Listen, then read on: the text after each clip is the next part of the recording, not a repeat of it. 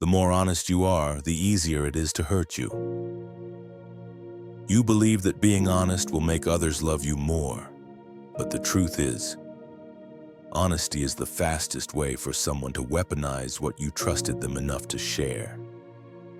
In a world that constantly encourages us to open up, express ourselves, and talk about our feelings, we've come to see vulnerability as strength. We're told that only by speaking our truth can we heal. But what no one tells you is that not everyone is mature enough to handle your truth with care. Not everyone has a warm enough heart to keep what you reveal in your weakest moment. And certainly, not everyone wants to see you stronger after sharing your pain. There was a man who believed in all that. He went through a painful divorce and in a moment of weakness trusted his best friend with everything. He shared it all, the mistakes, the regrets, the darkest moments he'd never told anyone. He believed he was being heard. But just a few weeks later, his truth was no longer his own. It had become a topic over coffee, office gossip, and worst of all, it reached his own child. No one said anything to his face, but their eyes told him enough. His trust had become rumor, his honesty, a source of entertainment. And in that moment, he wasn't angry at his friend, he was angry at himself for believing that honesty would always be respected. In a world full of people who are quick to observe but slow to understand, silence becomes the armor of those who've been betrayed, not because they've grown cold, but because they've learned that some parts of the heart are meant to be kept and not shared. And sometimes, the only one worthy of hearing your truth is your silence, because silence never betrays. Don't talk about your past mistakes. People don't forgive like you think. After opening up, the first thing people often share is their past, the mistakes of youth, the reckless choices, the chapters we thought were buried and done.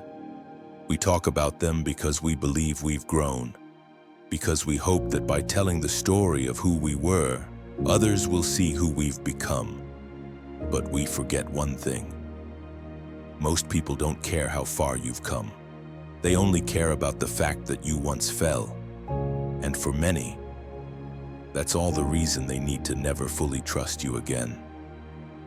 There was a man who once shared that he had been arrested in his early 20s after getting into a street fight. It had happened more than 15 years ago. He wasn't that person anymore. He told the story calmly, believing his growth was clear. The listener nodded, pretended to understand, even smiled. But after that conversation, things changed. There were no more invites, no more messages, just distance. No explanation, no confrontation, only silence colder than any rejection. There are people who laughed with you yesterday, looked you in the eyes like a friend, like someone they respected. But today, they whisper your story behind your back, with eyes full of quiet pity. They don't confront you. They don't criticize you. They simply disappear, as if they were never part of your life at all. And you're left standing there, confused, not realizing that everything changed the moment you shared the part of yourself that once broke. We are not defined by what we've done wrong. But the sad truth is, people often need only one mistake from your past to decide who you are now. The past is where you grew, not a tool for others to use against you. And sometimes the best thing you can do for yourself is to keep what you've conquered to yourself, not because you're ashamed of it, but because you've already moved on. You don't need anyone dragging you back. Don't share your pain. No one carries it for you. They just carry you. When people can't talk about their past for fear of being judged, they often turn to something else. They begin to share their pain, the exhaustion that won't go away, the emptiness in the middle of the night, the hospital visits, the pills, the fear of being alone. They share not to be dramatic, but because deep down, they're desperate for someone to lean on. What they forget is that empathy, too, has its limits. It's like an arm that can only hold so much. And when you cling to it for too long, it stops being able to lift you at all. I once knew a woman who lived alone, no children, no nearby family. In the beginning, people around her cared deeply. Every time they saw her, she would talk about her health, the constant pain that kept her awake, the loneliness of eating dinner in silence, the time she had to go to the hospital by herself. At first, people listened. They wanted to help. They offered their time, their presence, even their warmth. But as time went on, something changed. People stopped replying as quickly. Some said they were busy. Others simply disappeared. No one said it outright, but the distance grew, and the silence became the answer. She found herself alone, not because no one cared, but because no one had the strength to carry the weight of her sorrow every time they met. Empathy is a finite resource. People can care once, twice, but when your pain becomes a constant reminder of their helplessness, when your presence makes them feel guilty for being okay, they start to pull away, not because they're cruel, but because they're quietly struggling with their own pain, pain you can't see.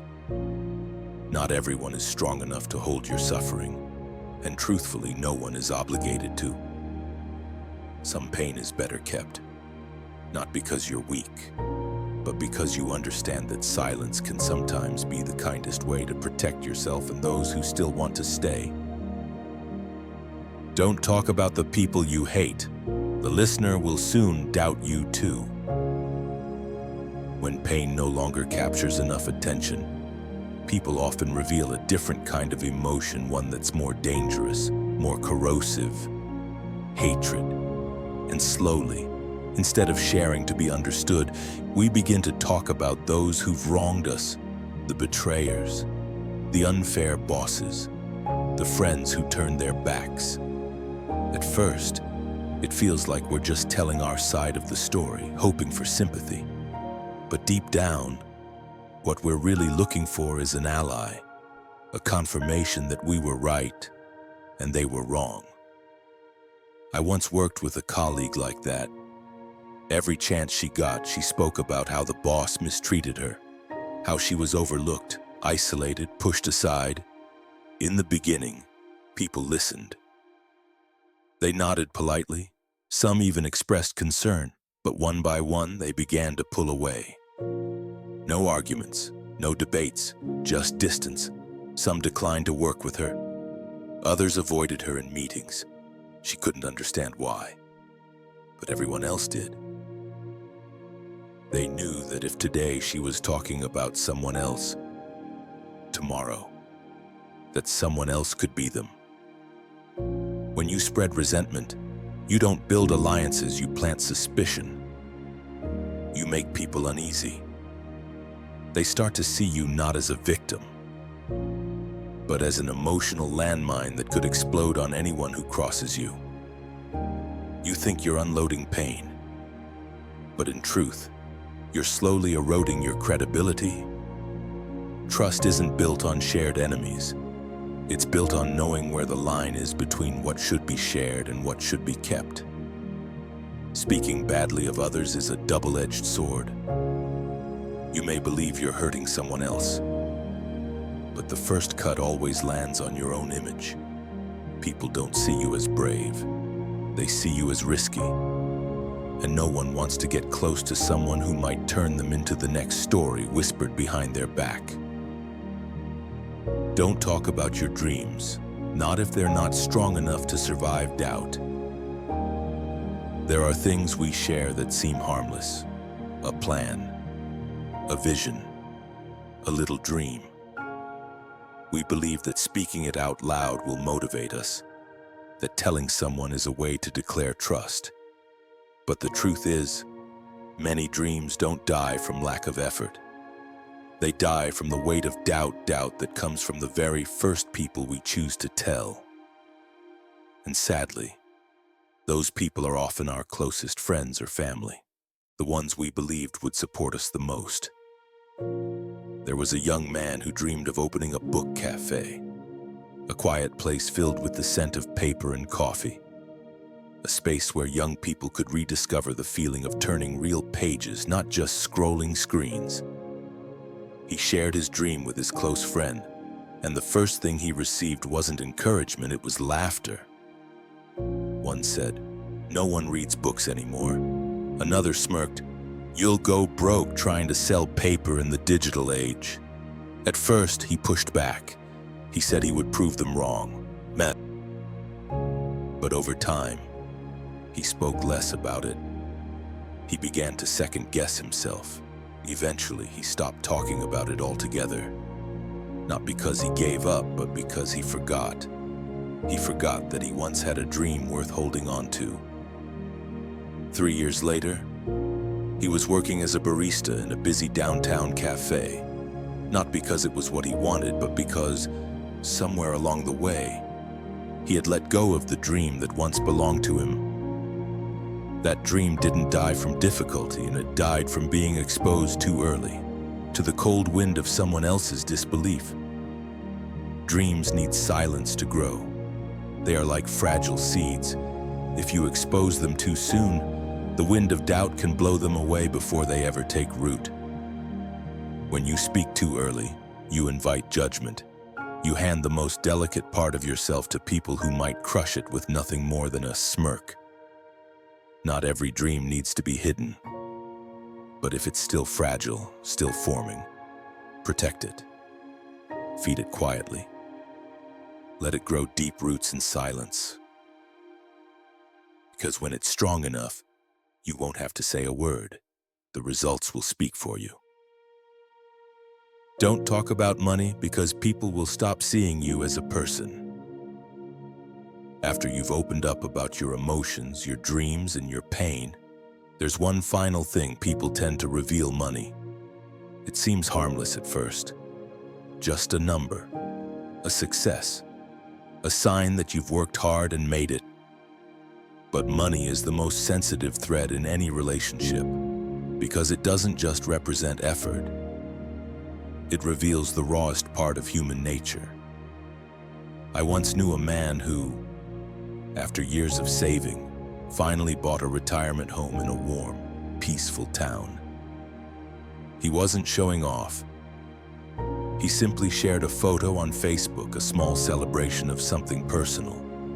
But within days, the messages started coming in. Old friends he hadn't spoken to in years suddenly reached out with warmth. Distant relatives wanted to visit for a few weeks to escape the cold. Former acquaintances pitched him on promising investment deals, saying they just needed a small contribution to get started. At first, he felt appreciated. He thought people cared. But then he realized no one asked if he was happy. No one asked how he was really doing. They only asked about the house, or his money, or the things they thought he could offer them. Suddenly, he wasn't a person anymore. He was a resource. Money is the ultimate test of character. You think you're being admired, but really they're calculating. What are you worth? What can they get from you? How valuable is this relationship for them? And when the answer is nothing, they vanish just as quickly as they appeared. Money doesn't make you lose friends. It reveals who was never your friend to begin with. It doesn't change people. It exposes them. And if you want to keep your relationships pure, don't build them on numbers. Hold back what you have. Not because you're selfish, but because you want to see who stays when there's nothing left to take. Privacy is the strongest weapon in a world that loves to judge. There are things that, once spoken, cannot be taken back. Words, once released, cannot return. And sometimes, what you think is sharing becomes the very key others use to enter your life, judge it, twist it, and hurt you with your own story. In a world world where everyone feels entitled to have an opinion about your life, where personal moments are dissected like entertainment, privacy is no longer a preference. It is a form of self-defense, a silent but sharp weapon. It doesn't make you weak or disconnected. It makes you grounded, because you know what to speak, what to protect, and what to leave untouched in the quiet safety of your own heart. You don't need to share in order to be understood. Sometimes, the desire to be understood is what makes you the most vulnerable. What you really need is to hold things back so your mind can rest in peace. So no one can use the fragments of your truth as weapons when you least expect it. Save your sharing for what's meant to be shared. Gratitude,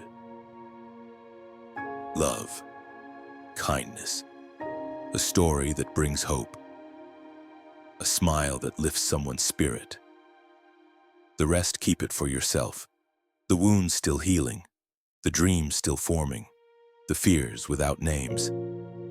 Let them grow quietly in the dark where they're safest. And if there's one last question for you to carry with you, it's this. Have you ever shared something, and 5 minutes later, wished you had kept it to yourself? Privacy is the strongest weapon in a world that loves to judge. There are things that, once spoken, cannot be taken back. Words, once released, cannot return. And sometimes what you think is sharing becomes the very key others use to enter your life, judge it, twist it, and hurt you with your own story. In a world where everyone feels entitled to have an opinion about your life, where personal moments are dissected like entertainment, privacy is no longer a preference. It is a form of self-defense, a silent but sharp weapon. It doesn't make you weak or disconnected. It makes you grounded, because you know what to speak, what to protect, and what to leave untouched in the quiet safety of your own heart. You don't need to share in order to be understood. Sometimes, the desire to be understood is what makes you the most vulnerable.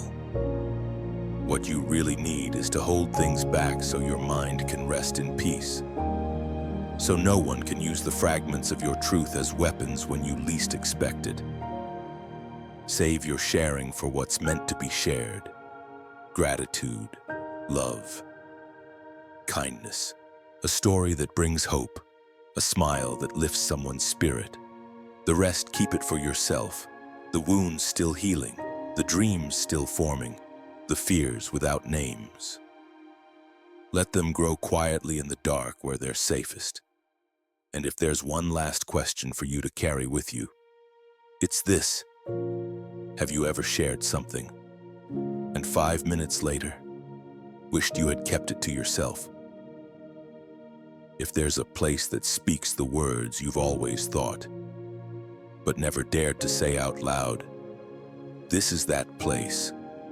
If you saw yourself in the quiet wounds we've uncovered, if something here made you pause, made you feel seen in a way you didn't expect, then don't rush to leave. Stay, because every day here there will be one sentence, one truth, one quiet awakening that helps you grow just a little bit stronger. Click subscribe, not for me, but for you.